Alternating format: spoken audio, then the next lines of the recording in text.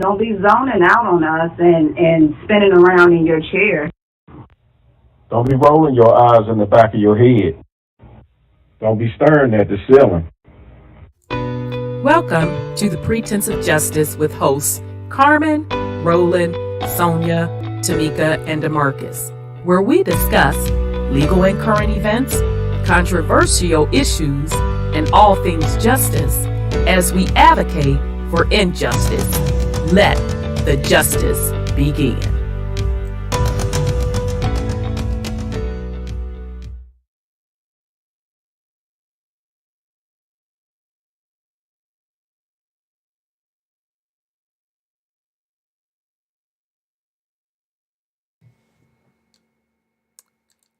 And we are live.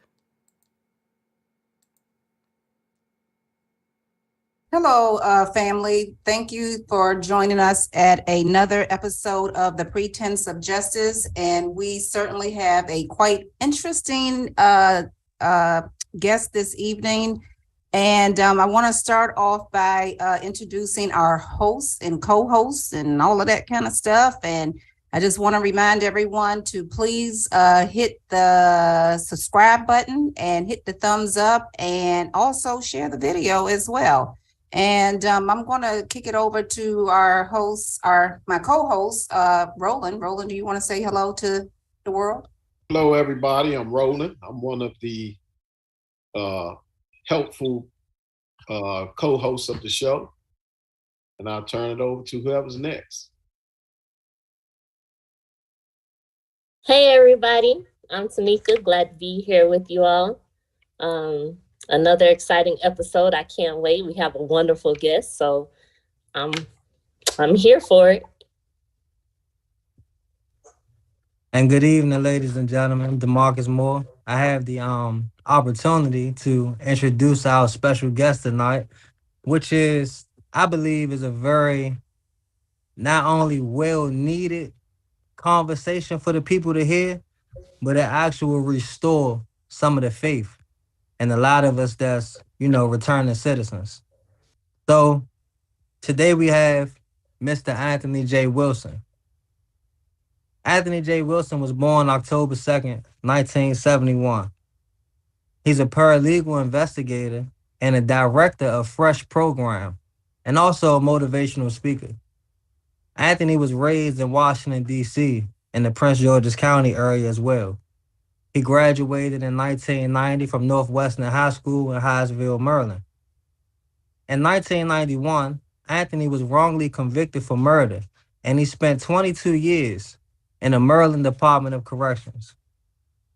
While housed there, Anthony attended Baltimore City Community College from 1993 to 1995. Also, he attended Coppin State University from 1998 to 2001, earning a certificate in community studies. And in 2012, Anthony was released after discovery that there was 5 pieces of exculpatory Brady material that was withheld from his defense during his 1991 murder trial. This miscarriage of injustice prompted him to attend Howard University School of Law in 2015, where he earned a certificate as a paralegal. And after graduating, Anthony started the Great Injustice Paralegal and Consulting Services, where he assisted other defendants who were wrongfully convicted and obtained their freedom. And without further ado, I'd like to introduce to our lovely audience, Mr. Anthony Wilson. Well, thank you, DeMarcus. I appreciate that introduction. And I want to thank Dr. Carmen, Tamika, Roland, and everyone else for inviting me.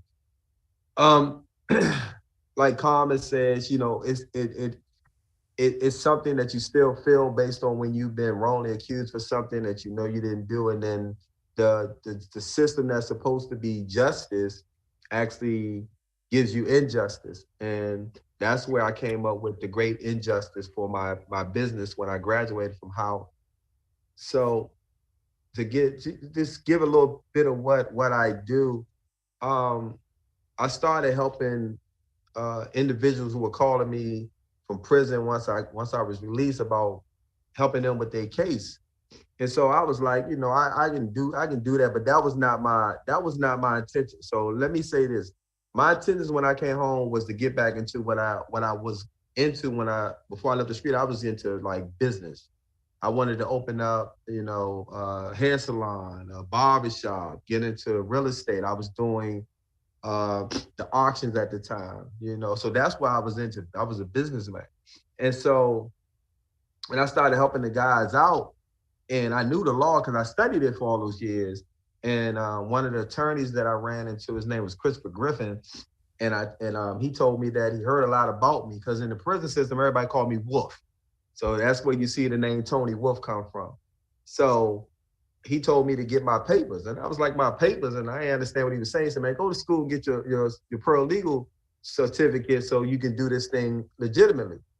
So I saw that Howard was offering what they call a first-time paralegal certification program, and I had to do an essay in order to get into the program. So I did an essay on my wrongful conviction, and I was called in by Dr. Dean Fax, another professor, and they talked to me about what was going on, and they said they would let me in based on my essay and told me that, you know, they would not discuss with anyone in the class. So as you could assume, I went into class. I was one of the individuals that knew basically how to do the law, file motion. So everybody was like, how does this guy know all this? But they never revealed it. So when we was graduating, Judge Epps from DC Superior Court told me to stay at the class. I talked to her and she said, look, you know your stuff. When you graduate, she said, don't work for a law firm. She said, contract yourself out, freelance. And that's where the great injustice came. So that's what I've been doing for the last 11 years. I actually just retired. So Dr. Carmen is kind of not feeling that, but I didn't know I helped so many people obtain their freedom or receive some form of relief within the judicial system in the courtroom. And a lot of people kept calling me, like, man, I appreciate you. I had helped guys with cases. They would call me and say, man, remember when you did that for me? He said, yeah, man, I made out in court, but I forgot about it. I had just did it and just did what I was supposed to do based on what I know. And so when I came home, I started seeing a lot of the young kids on the streets. It was like they had no hope. And I always give everything to God first. So spiritually, the FREST program was derived in my spirit. And it came to me fresh, fully restoring every son's hope, because all these young kids act like they didn't have hope. I'm pulling up to gas stations, and y'all know, Roland, I know, you know, back in the day, we hustled for our money. You know, we took the groceries to the car, or we went out to cut the grass, or something of that nature, where we did something to earn the money. When I was getting out my truck, they was like, hey, you got $1? You know, back in that day, we was getting nickels and dimes. They asked for dollars now. So I went into the Dollar Tree. And when I went into the Dollar Tree, I had purchased all the squirt bottles, all the squeegees, and the Windex, and I poured them in the bottle. So every time one of the little youngins said, hey, OG, you got $1? Yeah. I'd be like, yeah, I got $1 for it. I parked the back of my truck and I put out the little bottle and the squeeze and say, there you go, that's how you get your $1. And so I was showing them that you don't just ask for your money, you got to earn your money. And so that was basically derived from the FREST program. So now the FREST program, in the last 4 years, when I was seeing a lot of the police brutality, which we recently now are dealing with now with Tyreek, is that the interaction with law enforcement was turning more deadly. The people that's supposed to protect you was being the ones that were hurting you and killing you, which is now evident in the case that we have now. And so I started a curriculum called Knowing Your Rights and Engaging in the Political Process. So I go around the country and I teach kids how to exercise their 4th Amendment, 5th Amendment, and 6th Amendment rights when they encounter law enforcement. And I teach this in order to have those encounters to be de-escalated, where it doesn't turn into a physical or verbal confrontation. and most importantly, not deadly as what we experiencing now. Secondly, we teach them about the political process, because a lot of the kids, when I talk to them, even with my program, with the other stuff I do, they don't know what to do. They in the neighborhood, there's no recreation center. So they're like, what are we supposed to do? We sitting on the corner, we ain't messing with nobody. However, they don't know. They have people in the community who are representatives of them, your delegates, your council members, your senators, your aldermen. And so we teach them how to, first of all, register to vote at whatever age the state they in is required. And most are 16, 17. We tell them to find out who your representative is in your district and how to create petitions and letter campaign. We teach them also how to create bills, which I know a lot of the hosts on the show, with Dr. Carmen, that you create those House bills and Senate bills that are presented to a delegate or a senator that is presented to their constituents, so those bills can have arguments and testimony presented with it to be passed, to become law. So we teach that part also. And so right now, that's my focus now is basically just teaching the youth and even adults, because I went down to a place called Augusta, South Carolina, and we was teaching those youth down there, and they didn't know they could tell the police they couldn't search their vehicle. They didn't know they had the right to remain silent, meaning that they didn't have to say anything to an officer once confronted, And so we had to teach those individuals those things, and then adults, they didn't even know that. And so across the United States, a lot of people don't understand rights that they have, and so when those rights are not exercised, then they fall into this thing where now when they go to court, all those things they said are used against them. All those things that were recovered during some type of legal search is now being used against them. And so that's what our program is doing now, FREST. So if anybody got any questions they want to ask, I'm open to any questions. Just real quick, in the comments section, and shout out and welcome to everyone on the YouTube comments, as well as those that are listening. You have a comment from LJ saying the work Anthony does in the community is much needed, Monica Jackson. So thank you for that comment. Thank you. I did have a question. I know based on your bio that you got in the criminal system unjustly for sure. If you don't mind, can you kind of give us some insight on how that happened? How did you get to that point where you were wrongfully convicted? Okay, I understand that. So I never was charged with the murder that I was convicted of. So that's the thing that no one ever knew about. I was picked up on questioning for some robbery charges. So back in the day, for those who were in that lifestyle when rape was very prominent, it was a lot of drug dealers being kidnapped back then, if you know what I'm talking about, for those in the audience. So a couple of drug dealers had got kidnapped. No one was killed, but they was robbed. And the police had picked me up and it was questioning me about, did I know anything about these robberies and kidnappings? And I was like, nah.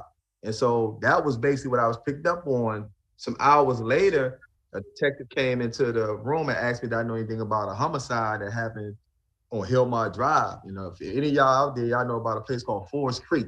If you know about Forest Creek, y'all know Forest Creek.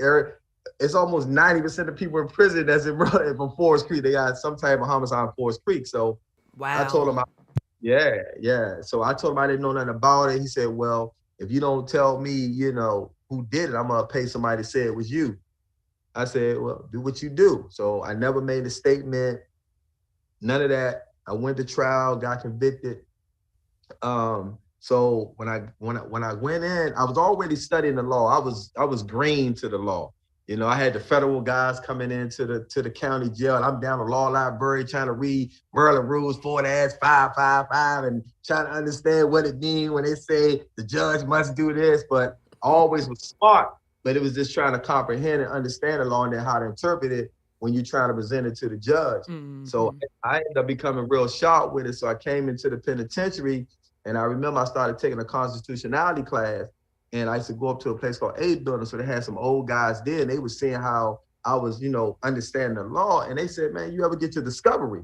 And I was like, discovery? What's discovery? And they was like, everything that the police found during the investigation. I said, nah. They said, request that from the police department. I requested that from the Prince George's County Corruption Department. Prince George's County Police Department. And they sent me a letter saying your evidence was destroyed. Now, remember, I was convicted Now, listen to this funny part. Now, I didn't know none of this because I'm green. 1991, I was convicted. 1993, I requested my police files. They said my files was destroyed in 93, 2 years after my conviction. 2 years. Wow. So the guys that was the judge, they said, man, no, something wrong. You need to write them back. So in Maryland, they got something called an MPIA. So the MPIA is a Maryland Public Information Act, right? In the feds, it's called Freedom of Information Act. And so I did it again. They sent me back and said, we looked in the warehouse, all your evidence has been just destroyed. It doesn't exist. So they said, man, something up with that. And this is back in 94 now. So what I did was every 6 months, I did a request to the Prince George's County Corrupt Police Department. And every time they sent me a letter, they said my evidence was destroyed. That happened all the way into 2006. Oh my God. 2006, I hired a private investigator. Her name was Sharon Weidenfield. I give her props to this day. I called her. I said, look, this was going on. She said, look, I'm gonna see what's going on. Gave her a fee. About 8 months later, legal mail come. I see a package from her, big old package. What is it? My police files. Now, all these years I've been studying the law. I've been up the law library like I own the law library. When I went in there and I started reading, every piece of evidence they had in there pointed to somebody. What? Just in the police file? Just in the police files. And so I did my own motion. So I did a motion called a motion for a new trial based on new discovered Brady material and prosecutor misconduct. I gave it to a gentleman that does the typing for guys. And when he came to me, he said, he finished, he said, Slim, that's all he said. He said, Slim, you going home. He said, I said, yeah. I filed it. I got in front of a good judge, Melanie Shaw Jeter. She granted me a hearing. I went to the first hearing. The prosecutor said, Your Honor, we don't have his transcripts. It's a 18-year-old case and this and that. Oh, God. So the judge said, well, what y'all gonna do? I said, Your Honor, can I say something? She said, sure. I said, they can have a copy of my transcripts right here. I got 3 other copies back at the jail. Here you go. The judge said, well, that's all. Yeah, I know. Let's clap on that. So I gave him that. But I had did something unusual. I asked the judge, could I talk to the prosecutor? Because the prosecutor said they didn't have my transcript. So the judge said, you have a problem talking to the defendant? He was like, nah. So I went into the judge, let us go talk into the jury room. And then I told the prosecutor, I said, man, I'm innocent. And the prosecutor said to me, he said, I noticed you said that to Judge Johnson during your sentencing.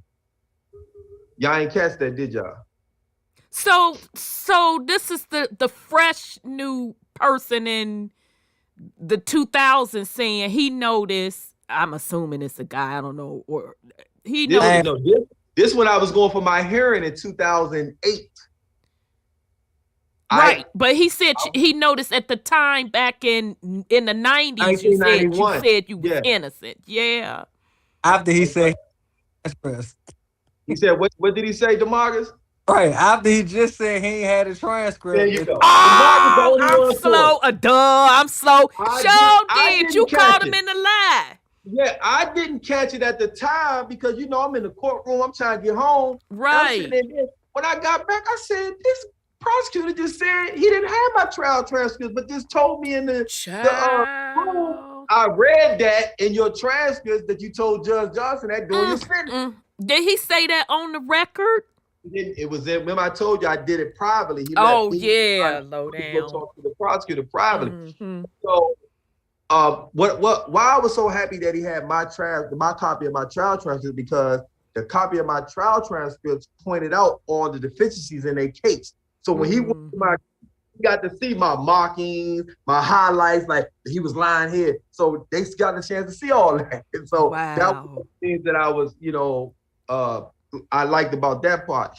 So they had a prosecutor at the time, Alana Gales, and they said she was the hardest nosed prosecutor in PG County at the time. I don't know if y'all ever heard of her, but she retired now. And they said she don't give nobody nothing.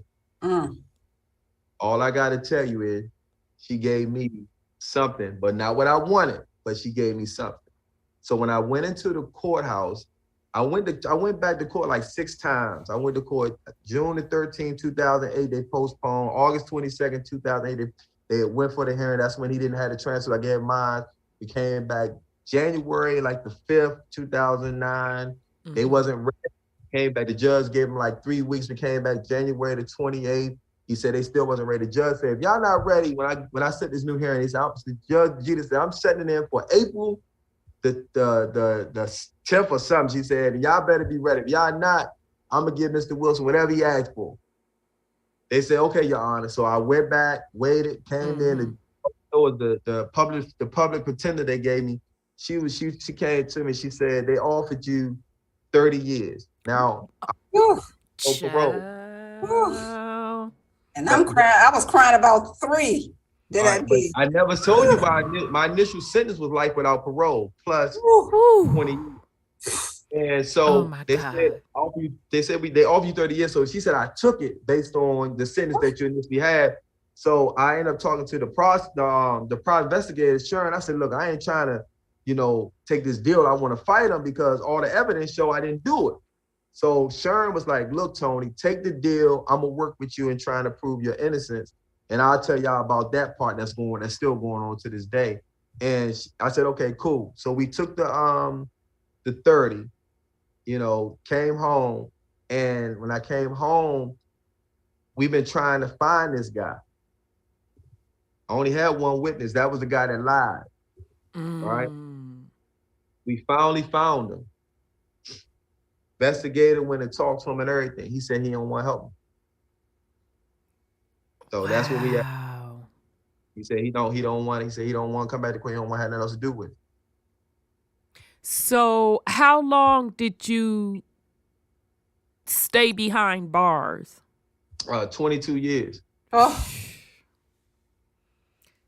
So, I've got a question as well, if you don't mind. Let's make sure Dr. Carmen is okay. I don't want her falling out. I mean, because y'all know I talk to, men and women every day, and they be telling me 21 years, 25 years, 30 years, I was just talking to a brother today, and I think it's been like 26 years, and, and they don't understand, in my mind, the 3 years and months I was there felt like 30 years, but people don't comprehend that. And it really bothers me because they don't comprehend that. And my hat go out to you, King. All right, Miss Christopher. Absolutely. Hats off to you, brother. We're having a bad hair day, but hats off. So it's a 2-part question. Did you have a public defender when you were trying to prove you're innocent and letting them know? Did you have a public defender? No, I had. That was this is why I give God all the glory and everything.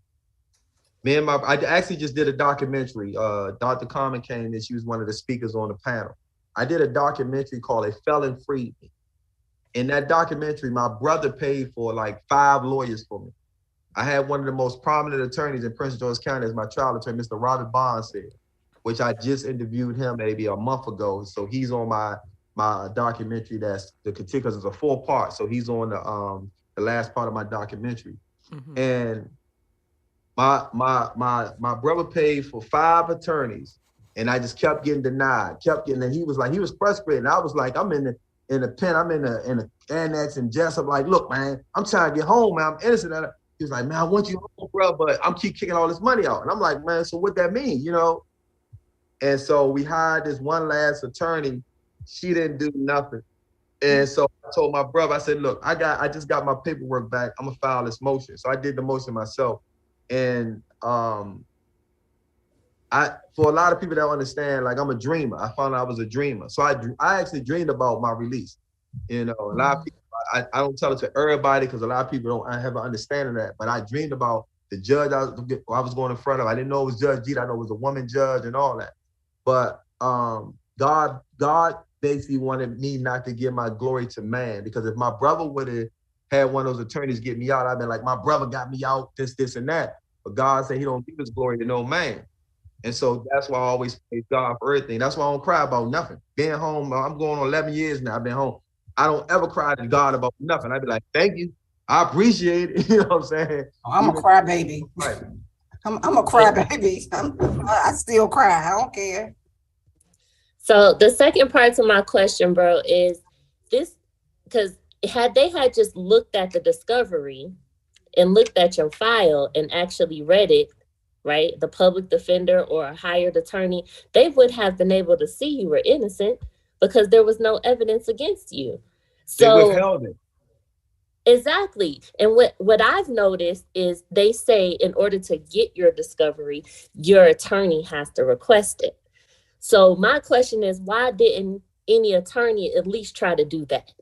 All right. So the initial attorney, Robert Bond, said that was one of the key things that helped me out with this, because during my motion hearings, he was asking for certain things from the prosecutor, and the prosecutor, like one of the things he asked for the fingerprints that was supposed to that came off a gun that was supposed to be linked to the murder. He said, well, we need the fingerprints. If you're saying that my client's supposed to have access to this weapon, the prosecutor said, oh, no, we're not using that. The judge said, it don't matter if you're using it or not. If you took fingerprints off the gun and you trying to say this defendant used that gun, we need to know what the results were. No one ever revisited. So when I went to trial, my never came back and said, Your Honor, we never got the results of the fingerprints. You know, the witness gave a statement that said that he wasn't even there during the time of the murder, but he was the one that pointed me out, the only one. And then he made a statement that said something totally different. So one of the key things he said that really helped me out was he gave an additional statement to the police, and they asked him what color sweat hood that the shooter had. He said he was wearing a white sweat hood. But during my trial, he said the shooter was wearing a dark sweat hood. So the judge asked him repeatedly, said, are you sure you're saying a dark sweat hood? He said, yeah, it was dark, Your Honor. But his additional statement, he said the dude had on a white sweat hood. Then they asked him, did he have any hair on his face? He said, no, the guy had hair around his chin and this and that. But in his additional statement, he said the shooter was clean shaven. So he had gave all these contradicting evidence that I didn't know about it. And that's what my attorney was saying, that had we had this evidence, we could have cross-examined him, and then the jury would have had what they call reasonable doubt as to, you know, his testimony as to me being the person. Is that the same guy that just recently said he didn't want anything to do with coming back to court, or is this a whole different guy? Nah, it's only one person. He is the linchpin to my case. If he were to come back right now and say, I want to do the right thing, let them know that the Prince George's County corrupt, the police department told me to say it was him, then I would get paid, I would be exonerated. And that's what it is, because it was him, that was it. So he is the same guy, is what I'm trying to say. Yes, he's the same guy, you know. And so right now, we know where he at, is just trying to get him to do the right thing. That's it. So I want to make sure I understand correctly. So the witness somewhere admits that he was able to get off on charges or get less charges based on pointing a finger at you? No. So we didn't know anything about none of that stuff because they withheld all that. Uh-huh. All we know is that when he testified to at my trial, he had gave different statements that contradicted his testimony. We never had that. So anything about deals that were made, anything like that, we don't know anything about deals that was made. We just know that what he testified to at my trial didn't match what he told the police. Gotcha. That was the question. Because he was making it all up. Well, we know who gave him what to say. I know that. It's just proving it. I always tell people, studying the law is you have to prove it. When I went to law school at Howard, the professor said, you can file any motion, you can do any appeal, but he said, can you prove it? And that was the whole thing. Wow. So in order for you, are you trying to get like exonerated or your record wiped clean? And I'm assuming that him coming forward would Why do not? that. Yeah.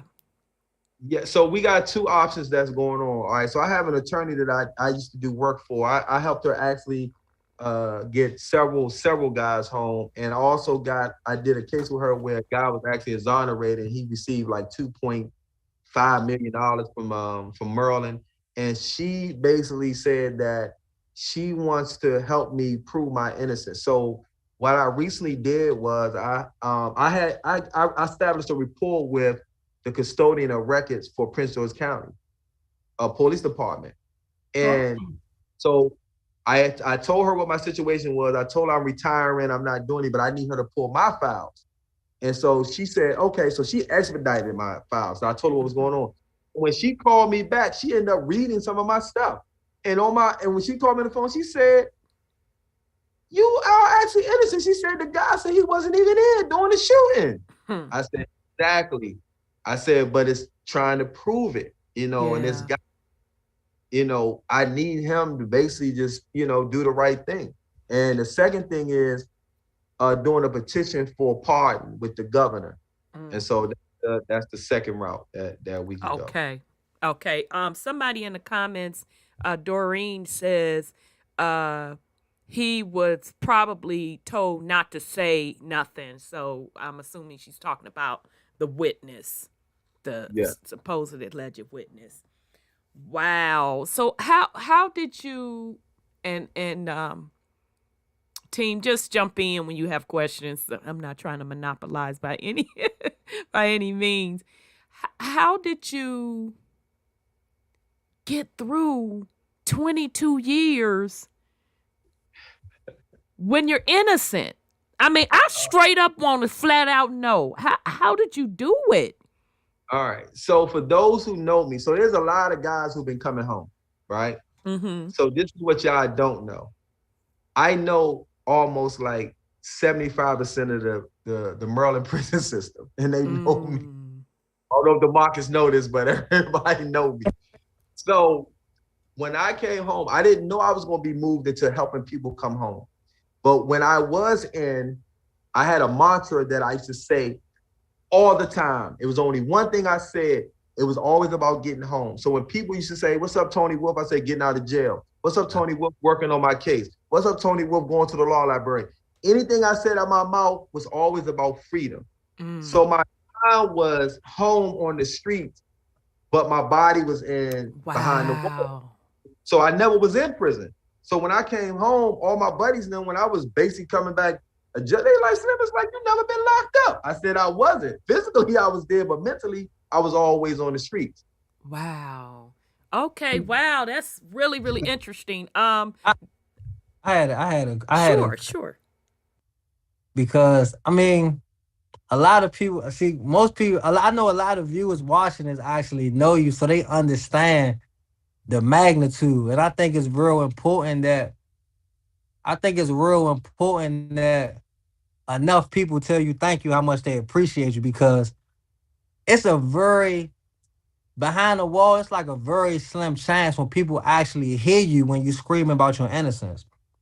Let alone them hearing you, but it's actually coming to light. And I know from experience from being in the system that I know when you went home and overturned I'm talking about you brought sun to the darkest tunnels. I'm talking about the darkest tunnels lit up. Still to this day. I remember when parole gave me a 5-year hit. The first thing I did when I got back on the tier was call him. What can I do? How can I appeal it? That's the first thing I did was call him. Somebody get him on the phone because everybody was calling him. And he had not only the patience, but the time to be able to talk to certain people and answer certain questions and stuff like that. I got a older cousin of mine, a clothing line. And on his clothing line, the shirt say against all odds.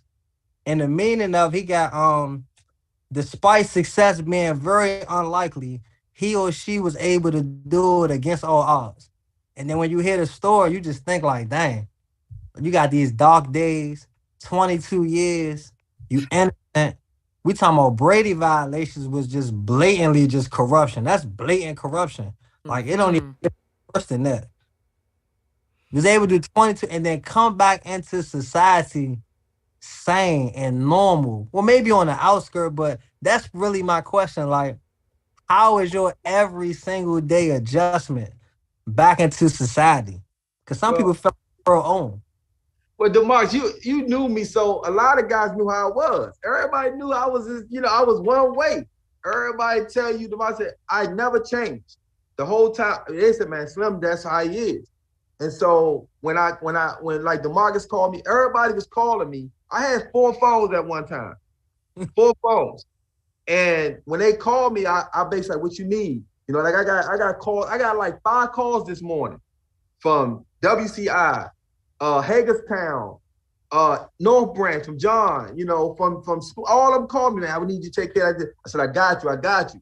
So I get those. Now it's kind of slowed down now because I'm not doing it in that capacity anymore. But back then, with DeMarcus tell you, I was having like 50, 60 people call me a day. More cases than most lawyers. I know more people that call pay attorneys. Yes. And I told people, that's why I tell people, I said, I'm not an attorney now. My thing was that I'm more passionate about it because I've been there. So I was the individual that y'all don't know about that were going to Baltimore City in the hood talking to witnesses about a murder that happened 20 years ago. And dudes looking at me like, who is this dude? So I had to call out to certain dudes that were home that knew the city and be like, hey, Wolf, I got you. So Rhonda, I had that pull based on other guys who knew people that I couldn't get in to those particular neighborhoods, but I had connections. And so I was able to talk to those guys and get an understanding.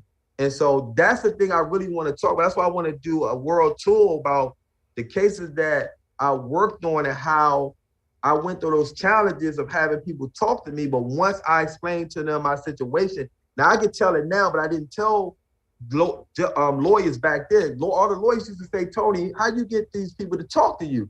And I used to always joke. I said, if I tell you, then I had to do something to you, but I can't tell you.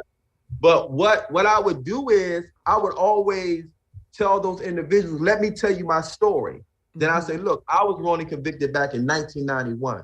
This is what happened to me. And then I found out was evidence. So I would tell them me so they can look at like, damn, for real? I was like, yeah. I said, that's why I'm out here, trying to see if this person is actually innocent. Is there evidence that was not revealed or was there testimony that was not uncovered? So I always had to say, don't leave no stone unturned. And so that's the way I move. And that's why a lot of results happen with a lot of guys that came home. And I recently got a call from a guy that I did something for him and I forgot I did it for him. And he called me and said, hey, Tony, what's up? I said, man, what's up? I don't know his way. He said, man, this he doesn't know. I said, man, it's King. I said, what's up, King? He said, man, you never believe. That's what's up. He said, man, I'm home.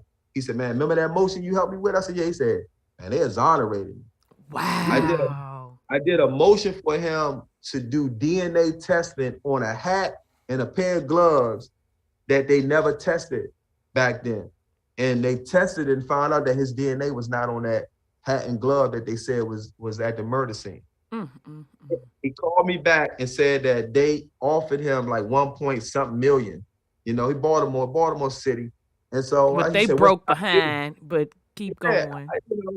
Like I said, I can tell y'all so many stories. That's why I'm done with this. I'm like, I can tell y'all so many stories that, like I said, it's amazing, even with me on the work, because I never did it for clout.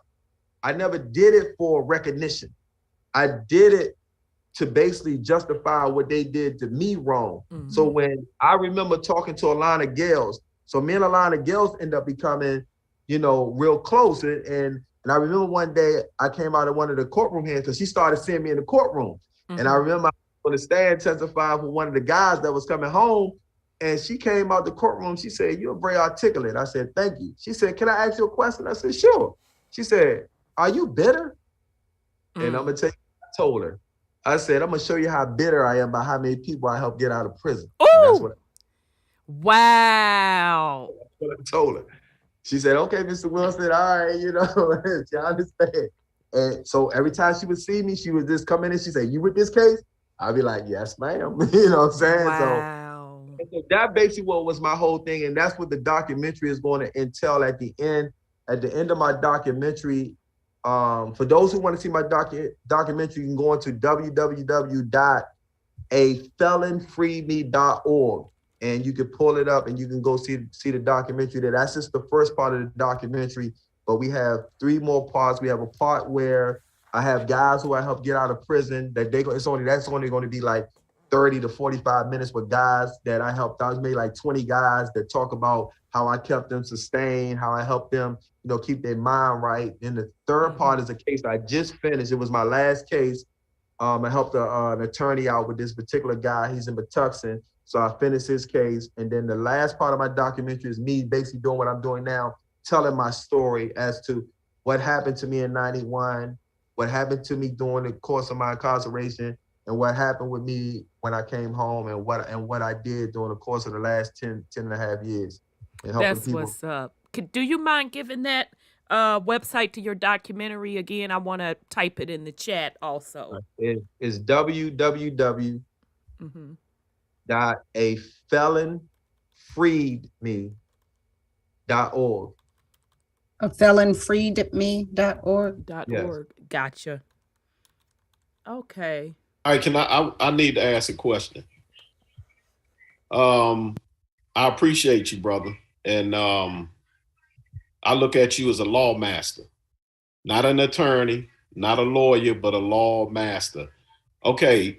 And it's kind of still, I'm trying to stick with some of the things that I heard you say at the beginning. And you said you went to South Carolina and you guys were talking to some children, some kids, young adults or whatever, and they didn't know that they had the right to remain silent. Now, with the climate of what's going on right now today, when we have the Scorpion crew out going up and snatching the young brother out the vehicle, he was never even given a chance to remain silent. You see, so my thing to you, with you being a law master, how in the world do we avoid anything like that again? All right. So I don't know how true it is, but you know, on my phone, I deal with the legal world. So a lot of legal stuff comes to my feeds. From what came to my feeds earlier today, and I was telling my lady that I thought it was personal because if I only seen the video, one of the officers was just kept hitting the guy and kept hitting him, and come to find out, this is what they saying. I don't know if it's true that he was having an affair or something, or was doing something with his wife or ex-girl or something like that. So that particular situation was personal with that guy. I don't know if y'all did anybody hear about that he was dealing with one of the officers' girlfriends. I heard something about I just heard it today. Yeah. Okay, so that was what it is. And that because when I saw him, I said, man, that's personal, you know, because you just don't do that as an officer, you know. And so with a situation like that, it's hard to say this because I don't know if y'all remember an incident that happened a few years back where an officer had handcuffed the guy and shot him 7 times in the front seat. That happened. Yeah. Mm-hmm. Okay, so that officer, he's been sentenced. So you don't. One thing I always tell people that you have to remove the uniform and look at the person. The uniform is only the job. The person is the one that's committing the act. But people keep saying police is. It's a human being that's doing the act. And so what I tell the youth when I teach them is, as hard as it may be, yes, sir, yes, ma'am. I call it the 2 C's when I teach this class. I say comply and complain later. Those are the 2 C's. Just whatever, yes, sir. And then you might get knocked around, whatever. Prayfully and faithfully, you make it through that ordeal. But when you complain later, you get your results, and this young man didn't make it in that result. And the whole thing about it is, it's going to be a lawsuit that's going to, come out financially, but to what cost? So the loss of her son, Right. who she will have a son, there's a financial gain. So to your answer with that, I always just say, yes, sir, yes, ma'am, no matter what it is. I've been stopped by police several times. And I'll give you a story that happened with me. I was headed up to Baltimore. I caught a flat tire right there by the old Landover Mall and the Winmore Shopping Center. So I'm sitting there waiting on roadside assistance. So I hear a knock at my window. I look, it's a Maryland State Trooper. And he said, "Can I see your license registration?" I said, "Sure." So I get my license registration. He go back. So I know he ran me or whatever. Then he come back. He gives me everything. He said, "Can I ask you a question?" Sure. He said, "Where was you headed to?" You see how you look to me? I'm like, Yeah, like what they got to do with yeah, it? that's But what I got to okay. do. But this is what I'm telling you about my life. This is how I love my life.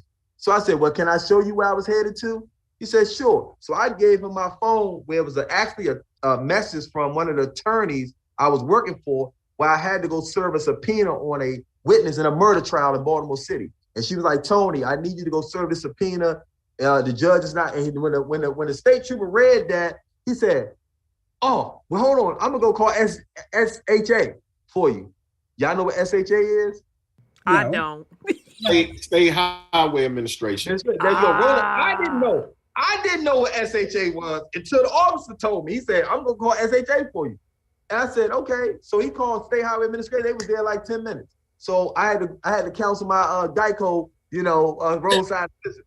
But I used that story of how, because he saw what field I was, it changed his mindset Well, totally. that was crazy. But I believe that I go through these things because it's going to be something that I'm going to give to the world later on. Because those experiences show you that they look at regular citizens, they don't know that you in some capacity in that field will treat you like you nothing because they use it in their power in the wrong way.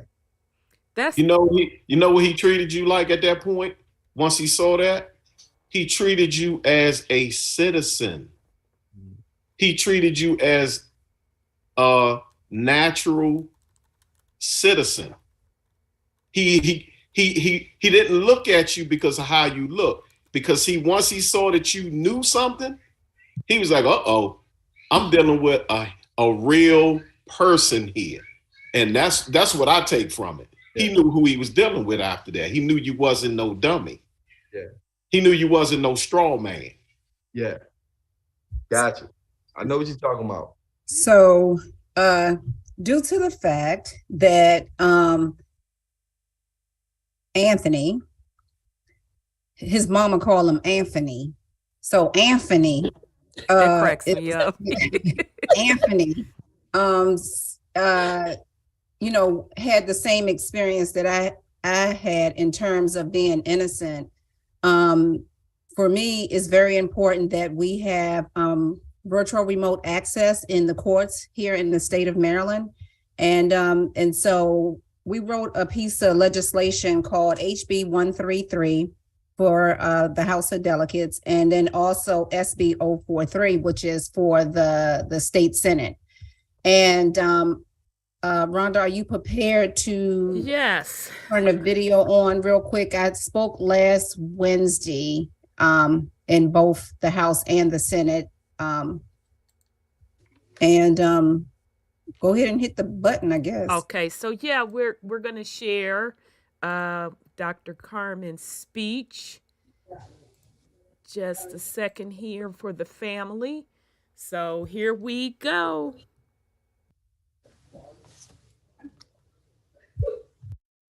Hello, Chairman Smith and the Honorable Senate. Thank you for hearing our proposed legislation that we hope that you guys will vote appropriately. But let me tell you who I am. I am Dr. Carmen Johnson. I am the Director of Court Watch and Judicial Accountability for Prince George's County, a pillar under LAR. I am the founder of Helping Ourselves to Transform. I am the chairwoman of Advocacy and Legislation for a Reentry Board I was invited to help create with other organizations over a year ago called MSARC under the U.S. Attorney's Office for the District of Maryland. I sit on other boards and committees, including the United Nations. I am a new author of a book called The Pretense of Justice. However, I stand here today in my individual capacity, an impacted Indigenous American woman. I still maintain my innocence today, and thankfully the DOJ in Washington, D.C. is looking into my case. If there was remote access in 2015, when I went to trial, I would not have been found guilty and dragged off to a jail that same day, because many eyes would have been watching what had happened to me. At that camp, I was brutally beat by male guards, stumped, kicked, and spit on quite often. I was strangled once until I passed out. For 31 days, I was ordered under a T5 hot light, and it felt like a microwave in my body. As an innocent woman, I did not deserve this experience, and this is why court remote access, public access, is necessary. I train our court watchers to be unbiased and objective when collecting data in the courtrooms, and we have sat in over 5,400 bond review hearings and 200 plus criminal proceedings over 2 years, and have been strictly remote access in the courts with no behavior issues from the community or our court watchers. This is not 1723, this is 2023, and the technology is there in DC and in Florida. Why can't we have remote access? Please vote favorably to court remote public access for transparency and accountability. No innocent Marylander should have to go through what I went through. And if this injustice happened to me with no remote public access, it could happen to you. Injustice happen in empty courtrooms. Thank you. Okay, there you go. Great job trying to get the hand claps. That was a great job. Thank you. We didn't hear it, but anyway, but I know for me, it would have been really, really good if remote access was in the courtroom, because then they would have, the community and people would have seen, wait a minute, this woman is innocent. And so I take this piece of legislation very, very seriously, because, there should be, we're not in 1723, we're in 2023, and the community has a right. The community has a right to see what's happening in the courtrooms. And for Maryland to be such a prestigious state, in which we are a very prestigious state, but it's so much corruption that happens. And I'm not saying everyone is corrupt in the system. I'm not saying that, but there's a lot of corruption, and so much so I was not prepared for it, because I believed in our system. I believed in our country. I believed in the state of Maryland. And when that happened to me, it just absolutely blew my mind. And so we are in the second stage of this, getting this legislation passed. And so we are negotiating with the chief judge of Maryland and a state attorney for Baltimore County, and then Anthony is the Maryland Prosecutors Association or something like that. I think it's called that, for prosecutors. And so they are, we are in, the process of negotiating what the language should look like. I don't think cameras or Zoom or remote access should be in juvenile hearings or domestic violence hearings or bankruptcy or divorce, anything that's dealing with finances, but like criminal cases and bond hearings and preliminary hearings and tenant landlord hearings, cameras or remote access should be in those particular hearings. Thank you. Yeah. Also, you can add to that they've been doing remote hearings now based on the pandemic. So people will have access to the courts through the Zoom. So I've sat in about over 5,600 hearings since February 4th, 2020. And for the last 2 years, it has been Zoom access. Mm-hmm. And however, when, there was a lawsuit filed on pretrial services, they took our Zoom from us. However, they did give us audio, but, that's not the same thing as Zoom. And, I'm just, optimistic that this piece of legislation is going to pass and is needed. Yeah, utilize the trials that we all the big trials that we were seeing virtually, far as the O.J. Simpson trial, Kobe Bryant trial. Those trials we was able to be sitting at home watching them from home. So, and I guess, Dr. Carmen, before we wind down and do our last words regarding the bill, is there anything that the public can do? They can certainly contact Vice Chair Senator Rosa Pepp is the sponsor on the Senate side, and Vice Chair Delegate Moon is the sponsor on the House side, along with Delegate Nicole Williams. And they can certainly contact them and say that they want HB133 to pass and or SB043 to pass. They can also contact their own House delegate or their own state senator as well in terms of HB133 or SB043, remote public access to the courts, something like that. Court remote public access, that's what it's called. Perfect. Court remote public access. Because we need to see what's going on in these criminal hearings, because a lot of people are going to jail for things that they did not do, and it's really unfortunate. And we just gotta we just gotta know that something has to change and it has to get better, and it can't continue to stay the same, which is mass incarceration on our people. And so for me, I believe in mass liberation, and I also believe in diversion programs. I believe in, second chances. Even though I'm innocent, I don't judge anyone. And, I've gotten people out of jail, prison camps and cages, and I continue to do that. Unlike, Anthony, I still hurt. I'm a female, so I still hurt from what was done to me. And so I commend him. I commend you, King, for being able to not let it bother you for all those years, but it still affects me. So.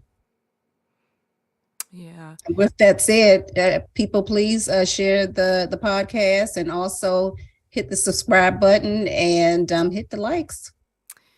Yeah, and I know we're winding down, and we definitely want to be respectful of your time, Tony. But before we wind down and get out of here, I just would like for you again to tell us how we can reach your organization, and also again give us where we can get to your documentary. I actually pulled it up on the other computer, and it looks really good. As soon as we get off the air, I'm gonna have to go on and check that on out. So if you could tell us how to reach you at Fresh, and then tell us again how to we can view your documentary. All right. So Fresh, you can go onto our Fresh page. It's fully restoring every son's hope.com. That's FULLYRESTORINGEVERYSonsHOPE.com. So that's what Fresh stands for. It's a contact where you can send a message to me. It comes straight to my phone. As far as the criminal justice system, I'm not in the capacity anymore as far as a paralegal investigator, so I don't read no transcripts. I ain't contacting no witnesses. I ain't going down no courthouse unless I'm going in there for a defendant to testify for him or something like that. I still do that. But what I'm getting into is like the role with Carmen is doing right now. I want to be one that reviews bills, and then I can basically help revamp the bill to make sure it's stronger and maybe lobby somewhat to people to rally to help support those bills. Because I have testified on bills down at the Maryland General Assembly, which every bill I testified on would ban the box, solitary confinement, removal for juveniles, and those bills I testified on, all of them passed. And so that's the capacity that I'm trying to get into, just that area. So that's the only way you can contact. Don't contact me about no cases. And I'm gonna tell you right now, I'm not taking no more cases. I have many people been calling me. I'm not taking no, I'm not. So Carmen, Dr. Carmen Johnson, all those names, just know I'm not doing it. Now, if you need me to come and help you with it, yeah, I'm not doing it. That's what's up. Can you just once again, and I'm putting for everyone, I am putting that information of his site, Fresh, in the chat as well. If you could just once again, and I'll drop that link, tell us how to get to your documentary. You can go to www.afelonfreedme.org, and that's only the first part of a 4-part docuseries. The other parts of the docuseries won't be out until probably the end of the year, because when we finished the 4-part series, my film producer, he always submits it to the film festival. So last year we got picked up by 4 film festivals. Nice. Very, very nice. That's what's up. I guess my last question, and then I'll definitely open it up to the floor for the rest of the hosts for their last questions, and then we'll wrap up. What advice/wisdom would you give your younger self? I guess I have 2. I lied. So I'll start with that one. What advice/wisdom would you give your younger self? So I would tell my younger self that it's always been the same. I always had the knowledge of God. You always got to keep God, your higher power first. Because with that, y'all asked earlier, how did I do that? And everything comes later that gives us all our strength. So I always say, always my younger self to always continue to keep God first. Nice. And what advice would you give the youth?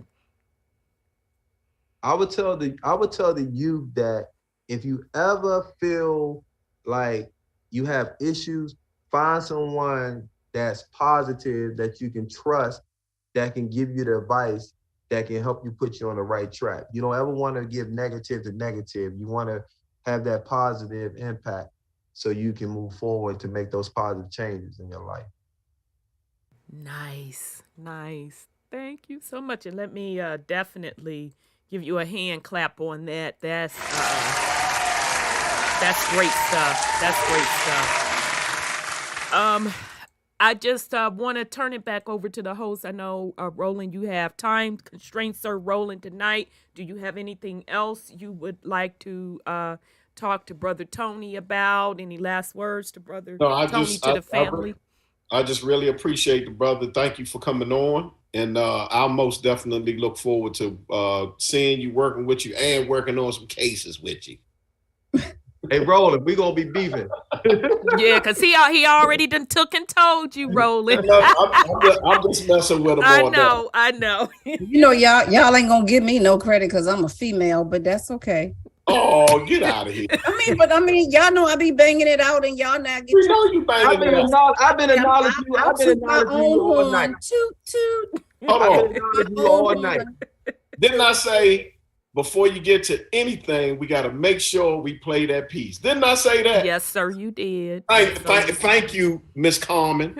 So I would like to give a shout out to Quote Watch PG. I would like to give a shout out to Life After Release, No Struggle, No Success, Out for Justice. I would like to especially thank the county council members of Prince George's County, all of them, for supporting our legislation that we're trying to get passed. And so they certainly get 2 thumbs up and a snap, or however it go. And I also want to get the, you guys know that I'm the chairwoman for advocacy and legislation for the U.S. Attorney for the District of Maryland's Reentry Board that we helped create, which is MSARC. And we've been operating as a reentry component under the U.S. Attorney's Office for about a year and a half or something like that. And so I just want to just let everyone know that we're doing amazing work, amazing things. And I appreciate the collaboration with the feds. It is, I learned how to forgive. And for me, forgiving is liberation. And so I just want everyone to know that we are making things happen with that connection. And Mr. Wilson, I'll call you if I need an investigator a couple of times. And I'm sure you're not going to turn me down. He's like, look. Like I done took a toll, this lady. I called him up. I texted him a couple of weeks ago, and I said, Wolf, you still doing investigation work? He sent me 2 letters back. N.O. He didn't say how you doing, Carmen. He didn't say none of that. N.O. And I'm like, well. I said, well, can you at least start sending me my Bible verses back? So he did start back sending me Bible verses. Let y'all know that. Well, I do want to just give a shout out to Dr. Carmen and all the work that she's doing, and also her nonprofit, Hot Helping Others to Transform. You can check. You're not part of that? Yes, I am. I apologize. Our nonprofit. So definitely check us out as well. A lot of great work going on there, and make sure that you pick up a copy, and you can get it on Amazon, of Pretense of Justice. Now I'm gonna sit up here and tell y'all now, if you're a big crybaby like me or me, it's gonna take you some time to get through. Right, Tamika. You crybabies like us, it's a very, very well written book. It is about Dr. Carmen's journey. And it's a lot, y'all. I'm kind of tearing up now. And I haven't even finished. Not because it wasn't enjoyable enough, but it's a struggle for me because it's very heart-wrenching. It's a lot of lessons in there, and especially it's lessons for everybody. But for women, it's a great read. It's a lot of lessons in there for women, and women is something that I feel we should share with young women as well. So make sure you pick up a copy of Pretense of Justice. You can get it on Amazon, and all proceeds go to our nonprofit organization, Hot. So thank you, Dr. Carmen, for all the work that we do. We appreciate you. Well, Rhonda, you gotta make sure you finish the end of the book because it talks about solutions also. It's just not. I know. I'm gonna buckle down. I just crying and whew. You gotta get through what are the solutions? Yeah. What are the solutions for the people? To make sure that this men, women, youth, that this doesn't happen to them. Okay. And so there are solutions in there. And so. And we're not the only one. Shout out to Goddess V in the comments. She says, excellent book. I had to put it down just to cope with the whole situation. See, that's all I'm trying to say, Goddess V. And I'm kind of tearing up in the left eye, thinking back to what I did read, because it's deep. But I promise I'm gonna plow through it. Brother Tony. I want to say one thing. I'm sorry, go ahead. Real quick, because Dr. Carmen asked something when we did the 15-minute meeting the other day about why are men more recognized than women. See, he remembered. Yes, sir. And all I can say is a special lady told me that men are more recognized because there are more men that are wrongly convicted than women. That's why men are more out there in the spotlight than women are. I'm saying that women aren't wrongly convicted, but there's like 90% more women. Can you show us where that statistic is? Right, because you know what? We might have to have you back and just have a whole panel on that, because I would like to do it on the slant of the culture, the Black community / culture of how they treat men being incarcerated and coming home, and the support versus women. But I know that's something else. We could set that up at a later date. We ain't going, because we got to have Roland on here too, so I could put his feet on the coal up under that fire. So we'll circle back and talk about that. But once again, I would really, really like to thank you for coming on, sharing your story with us. It's just incredible. It's amazing with your mindset. And just hearing you talk about how you made it through, and what jumped out to me was it's the energy that you put out, the positivity, and how you put the vision in motion of how exactly it was going to happen. That's what the dreams were about. You seeing that a woman was going to be involved and etc. And that's very, very powerful. And even with the experience, the messed up, jacked up experience that you had, how you turned around and you're doing so much for the community and helping change other folks' lives. And we truly, truly appreciate you for that. And I want to thank you for that. Thank you. So thank you. Let me give Thank you. your hand claps as well. We appreciate you, Tony. Anthony. Yeah, I don't like that wolf situation. That's street to me. So we appreciate you. All right, but I'll give you this before we leave. I actually have a program I was going to establish with WOLF, and the WOLF acronym stands for Working Out Life Failures. Oh, now I like that. Now I can go for that. That's okay. What's up. Everything is positive with me. I told you I don't do no negativity. So. Nice. That's also indigenous culture. We identify with animals. That's so true. Wolf is part of our indigenous probably heritage. His Indian name. So you've been given an Indian name. So okay. Yes, sir. That is great. That is great. So Tamika, did you have any last words for Brother Tony and the family? I pretty much, hats off again, Bad Hair Day, but hats off to you and Dr. Carmen, Auntie Carmen. Y'all are phenomenal. Yes, they are. And the things that you guys gone through, and to be able to stand and wake up and keep standing in the light that you're standing in is phenomenal. Yes. And I'm just here for it. I love sitting next to y'all virtually, hearing your story and being able to be supportive in some kind of way. But we need more support. We need people to watch these documentaries. We need people to read these books and share them out. Absolutely. Because these are the Martin Luther Kings, the Assata Shakur, y'all name them, because I'm kind of choked up right now. But you know, girl, what I'm trying to say. Mm-hmm. These are the revolutionaries that in 2050, my grandchildren will be reading about, because I have the book. That's right. So thank you. Let me give a hand clap on that. Yes, thank you so much. We love you both. We honor you both now. We're giving you your roses now. We don't take lightly what you've been through. And we're just so grateful for all that you're doing.